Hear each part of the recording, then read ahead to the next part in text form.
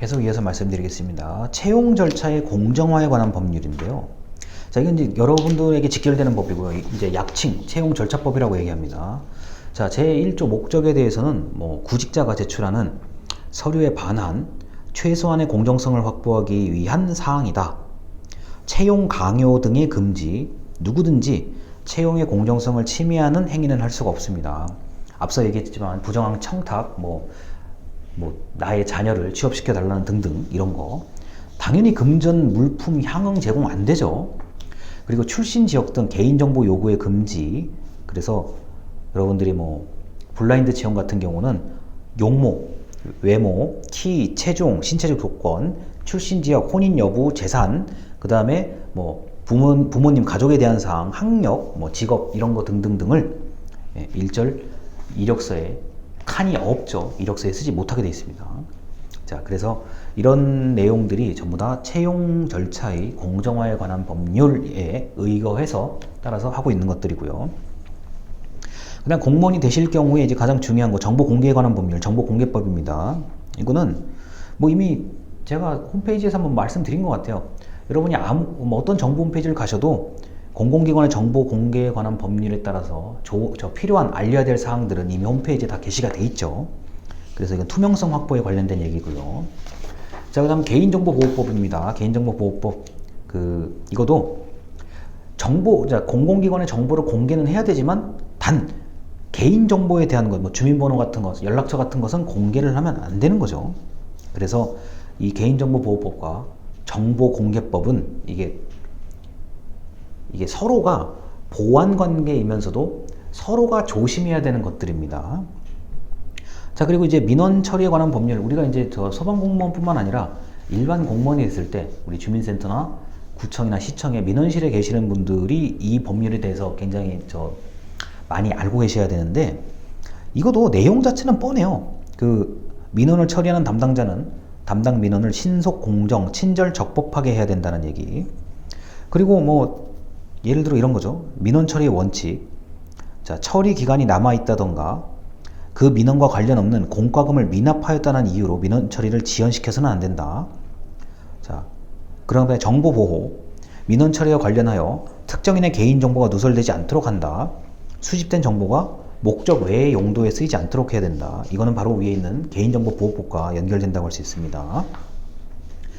자, 그리고 이제 성인지 감수성에 대한 대법원 판례 요지에 대해서 말씀을 드리는데, 이제 지금부터 말씀드리는 성인지 감수성과 인권 관련된 내용은 아마 공무원이 되시면 1년에 무조건 한 번 이상은 온라인 교육 또는 오프라인 교육을 받으셔야 될 겁니다. 자, 성희롱의 정의와 개념에 대해서 나와 있죠.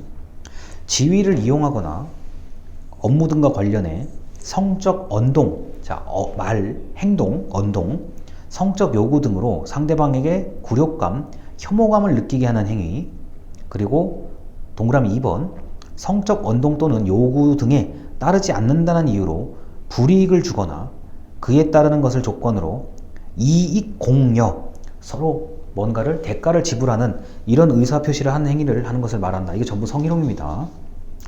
자, 그리고 양성평등 기본법에도 나와 있는데, 성적 언동이란 여성과 남성의 육체적 관계, 그리고 여성과 남성 신체적 특징과 관련된 행위로서 사회의 건전한 상식과 관행에 비추어 볼 때 객관적으로 상대방과 같은 처지에 있는 일반적이고 평균적인 사람이 똑같이 그런 행위를 겪었을 때 성적 굴욕감이나 혐오감을 느끼게 하는 행위 등을 성적 언동이라고 얘기합니다.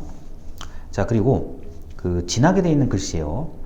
객관적으로 상대방과 같은 처지에 있는 일반적 평균적인 사람이 똑같이 내가 그 상황이었더라도 성적 굴욕감이나 혐오감을 느낄 수 있거나 느꼈음이 인정되어야 성희롱이 성립한다고 합니다. 그런데 지금 이건 이제 대법원 판례의 얘기고요. 판례와 이제 법령에 관련된 얘기인데, 일단 성희롱이라는 게 내가 지금 나의 행동이 성희롱이 될 수도 있다는 사실을 스스로 이제 경각심을 일깨우는 게 제일 중요해요. 제가 볼 때는요. 왜냐면 이게 지금 사례마다 굉장히 그 날카롭게 대립하는 부분들이 있고, 우리가 뭐 인터넷 그 기사를 보셔서 아시겠지만 뭐 댓글을 보면은 어마어마하죠. 이게 이제 그 흔히 말하는 여성과 남성의 혐오 문제까지 이게 여기다 덧붙여져 가지고 과연 이게 진실이 뭔가 싶을 정도로 저도 이게 헷갈릴 때가 있는데, 이 성희롱 그리고 성적 언동에 관련된 얘기는 그 스스로 항상 나 자신도 자 행위를 저지를 수 있다는 그런 경각심을 가지고 있는 게 제일 좋아요. 그리고 뭐 이제 성인지 감수성을 잃지 않아야 된다라는 얘기가 있고, 2차 피해에 노출되면 안 된다. 2차 피해를 방지해야 된다는 얘기가 재작년부터 이제 우리 학술적으로도 연구가 되는 분야거든요. 그래서 뭐 조사를 받을 때나 뭐 감사를 받을 때나 수사를 받을 때 2차 피해를 좀 주의해야 된다라는 얘기들이 이미 전부 지시가 그 전국 관공서에 다 전달이 된 상태입니다.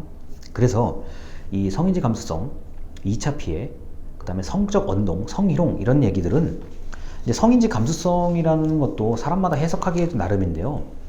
이제 방금 제가 말씀드린 거예요. 내가 하는 행동이 이러한 문제에 언제든지 걸릴 수 있다는 사실을 스스로 경각심을 가져야 되는 게 가장 중요한데, 스스로 경각심을 항상 가질 수 있는 게 아니니 뭐 이런저런 교육을 받고 이런저런 뭐 훈련을 하고 뭐 이런저런 태도를 고치려는 노력들이 꾸준히 있어야 되는 거죠. 자, 그래서 이제 양성평등 기본법입니다. 여기서 말하는 얘기도 똑같아요. 양성평등이란 자, 인권을 동등하게 보장받는다. 자, 성희롱, 자, 공공단체의 종사자, 사용자, 근로자가 뭐 어떤 행위에 이제 그 걸리는지에 대한 얘기들이요. 근데 제가 봤을 때는 성적 굴욕감이나 혐오감을 느끼게 하는 모든 행위는 성희롱입니다. 자, 그리고 국가인권위원회법이 있는데, 여기서 말하는 인권이란 국제인권조약, 국제관습법에서 인정하는 인간의 존엄과 가치, 자유와 권리를 말한다. 평등권 침해의 차별 행위는 굉장히 많습니다. 그런데 여러분들한테 해당되는 거는 제가 볼 때는 고용에 관련된 거. 자, 고용에 관련돼서 특정한 사람을 우대, 배제, 구별, 불리하게 대우하는 행위는 할 수가 없습니다. 그건 인권 침해의 여지가 있어요. 그래서 이런 게 있다는 사실을 알아두시면 되겠습니다. 자, 그리고 마지막입니다. 투입지표와 과정지표, 산출지표, 결과지표가 있는데, 이건 이런 거예요. 투입지표는 내가 어떤 일을 하기 위해서, 목표를 달성하기 위해서 내가 동원한 자원의 양을 얘기하는 거죠. 자, 저를 예로 들게요. 저는 지금 이 과목을 강의하는데 15주 3학점, 매주 3시간 3학점을 15주 동안 자원을 동원한 거죠. 그래서 여러분을 지금 교육하고 있는 겁니다. 인력은 저 하나입니다. 자, 과정지표, 사업 진행 과정에서 나타나는 산출물의 양을 나타내는 지표. 여러분 지금 출석 잘하고 계시잖아요. 출석률. 그 다음 진도율. 제가 볼 때 진도율은 90%까지 갔습니다. 현재 이 시점에서요. 자, 프로그램 진행 과정과 만족도. 여러분이 아마 중간 강의 평가 같은 걸 하실 수도 있고, 저한테 하고 싶은 말을 적어서 내는 것들 있죠. 이게 과정지표의 개념이고요. 자, 산출지표. 자원을 투입해서 나타난 단순한 결과. 자, 이번에 수업은 한 강좌에 50명이 처음에 수강을 해서 끝까지 50명이 다 들었다. 산출지표. 맞는 거죠. 산출지표. 그냥 나타난 결과. 자, 결과지표. 여기서 말하는 결과지표가 성과예요. 성과. 제가 여러분들을 한 학기 동안 50명을 가르쳐서, 자, 성과. 소방이잖아요. 소방방재잖아요. 그럼 소방에 관련된 일을 하거나 소방 공무원이 됐다. 50명을 가르쳐서 이 수강생이 금방 소방관이 되거나 뭐 소방에 관련된 자격증을 취득하거나 그러면 그게 결과지표예요. 단순한 결과, 드러난 결과보다 조금 더 의미가 있는 것, 그것을 성과. 자, 결과지표를 성과라고 얘기합니다. 만약에 제 수업을 들어서 뭐 소방안전관리자 2급 자격증을 취득했다. 몇 명? 자, 그리고 뭐 예를 들어서 기사 자격증을 취득했다. 몇 명? 소방공무원 몇 명? 이러면은 결과지표가 굉장히 좋은 거죠. 굉장히 좋은 거죠. 그렇게 제가 지금 되도록 이렇게 얘기를 하고 있는 거고요. 이해가 되실 거라고 봐요. 투입지표, 과정지표, 산출지표, 성과지표의 얘기들, 성과, 결과지표에 대한 얘기들이요. 자, 그래서 밑에 보면은 인풋, 아웃풋, 그 다음에 뭐 아웃컴 이런 게 있는데 뭐 투입과 산출에 대해서는 뭐 이해를 하셨을 것 같고요. 대상 집단. 그럼 난 누구를 대상으로 하느냐? 여러분이죠. 지금 이 강의 자료에는 흡연자라고 되어 있습니다. 지금 이 예시도 굉장히 쉽게 되어 있어요. 뭐 금연 교육을 했는데 몇 명이 정말 금연을 하더라 이런 것들. 자, 아웃컴이라고 되어 있는데 아웃컴이 성과를 얘기하는 거고요. 단기 성과. 자, 지금 제 수업 같은 경우는 단기 성과가 없을 수 있어요. 제 수업을 들었다 그래서 바로 뭐 여러분이 자격증을 취득하거나 소방 공무원이 된다는 보장은 없잖아요. 근데 중장기적으로는 있을 수가 있죠. 시간이 좀 흐르니까 6개월, 1년이 흐르니까 갑자기 합격했다. 자격증을 취득했다. 이렇게 되면은 중장기적인 성과, 결과 지표가 나타난다는 거죠.